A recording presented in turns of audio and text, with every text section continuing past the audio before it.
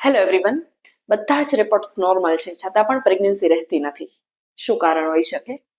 બધા જ reports normal હોવા છતાં પ્રેગ્નન્સી ન રહેવી, કે જેને મેડિકલ ભાષામાં અનએક્સપ્લેન્ડ ઇનફર્ટિલિટી કહેવામાં આવે છે, આ માટે ઘણા બધા ફેક્ટર્સ જવાબદાર છે. ફર્સ્ટ, અપૂરતી ઊંઘ, ચિંતા, તણાવ, સેડેન્ટરી લાઇફસ્ટાઇલ, કે જેમાં આપણે જ આપણા વર્કના કારણે ઘણા બધા ફેરફારો કરેલા છે, એ કારણ હોઈ શકે. સેકન્ડ, ફૂડ હેબિટ્સ, આપણે મોજ મસ્તીથી જંક ફૂડ અને બહારનો ખોરાક ખાઈએ છીએ, તો એ પણ કારણ જવાબદાર છે. થર્ડ, ઓવરવેટ અથવા તો અંડરવેટ.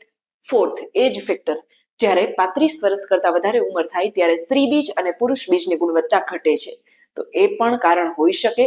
અને ફિફ્થ, વ્યસન, આલ્કોહોલ, કેફીન, સ્મોકિંગ અને સિગારેટ, આ બધી વસ્તુઓ પણ એટલી જ જવાબદાર છે.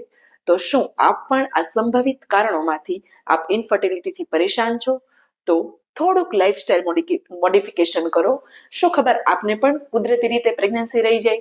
થેન્ક યુ સો મચ, અને ફરી મળીએ એક નવી પ્રેગ્નન્સી ટિપ સાથે.